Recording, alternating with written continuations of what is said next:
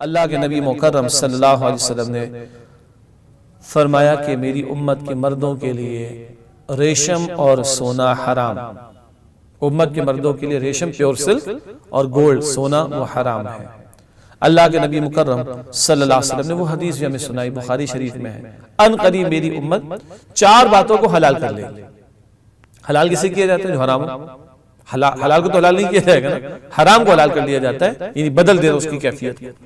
ان قریب میری امت 4 باتوں کو حلال کر لے گی، شراب کو اور سونے کو، ریشم کو اور آلات موسیقی کو۔ شراب بھی حلال کر لی گئی، ریشم بھی، سونا بھی اور آلات موسیقی بھی۔ یہ بخاری شریف کی حدیث عام طور پر میڈیا میں نہیں سنائی جاتی، اس سے کہ میڈیا میں یہ سارے دھندے ہو رہے ہیں، خاص طور پر میوزک کا استعمال اور موسیقی کے آلات کا استعمال اور بے ہنگم استعمال اور اس سے بے حیائی و فحاشی و دیانی کو پھیلانے والی باتیں تو کم بیان ہوتی ہے حدیث اکثر میڈیا پر، لیکن بخاری میں یہ حدیث نبی کریم صلی اللہ تعالی علیہ وسلم کی۔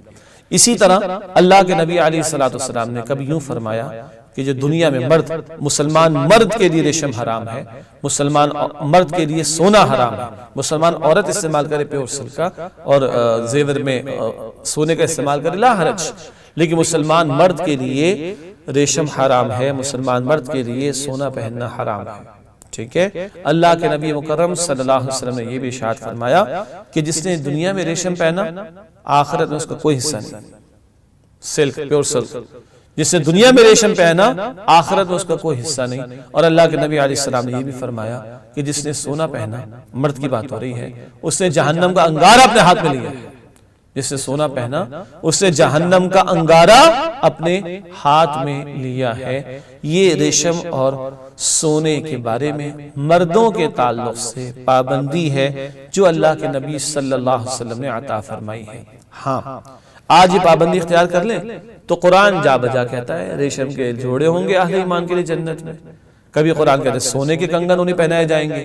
قدیم دور میں بادشاہ کی بادشاہت کی علامت ہوتی تھی کہ وہ کنگن پہنا کرتے تھے، تو اللہ ہر جنتی کو بادشاہ بنا کر جنت میں داخل فرمائے گا۔ دنیا تو امتحان ہے، امتحان میں تھوڑی سی ریسٹرکشن لگا دی، الدنیا سجن المؤمن، دنیا مومن کا قید خانہ قرار دے دیا گیا، بس تھوڑی سی پابندی آج ہے، کل تمہیں پیور سلک جنت کا عطا ہوگا، کل تمہیں پیور گولڈ جنت کا عطا ہوگا، کل تمہیں سونے کے کنگن بھی عطا ہوں گے۔ آج اللہ کی چاہت پر عمل کرو، کل تمہاری چاہت پر عمل ہوگا۔ قرآن فرماتا سورہ حامیم سجدہ میں وَلَكُمْ فِيهَا مَا تَشْتَهِي أَنفُسُكُمْ وَلَكُمْ فِيهَا مَا تَدَّعُونَ، وہاں جنت میں وہ کچھ ہوگا جو تمہارے جی چاہیں گے، وَلَكُمْ فِيهَا مَا تَدَّعُونَ، اور جو تم پکارو گے مانگو گے اللہ وہ سب تمہیں عطا فرمائیں گے۔ بس آج اللہ کی چاہت پر عمل کر لو، تھوڑی سی پابندی اختیار کر لو، کل اللہ کی جنت میں ہمیشہ تمہاری چاہت پر عمل ہوگا اور کوئی روک ٹوک نہیں ہوگی۔ دنیا میں امتحان میں ہو، پابند ہو جاؤ، کل جنت میں آزاد ہی آزاد ہوگے۔ تو بہرحال امت کے مردوں کے لیے پیور سلک یعنی ریشم حرام ہے اور امت کے مردوں کے لیے سونا پہننا حرام ہے، خواتین ان چیزوں کو استعمال کر سکتی ہیں۔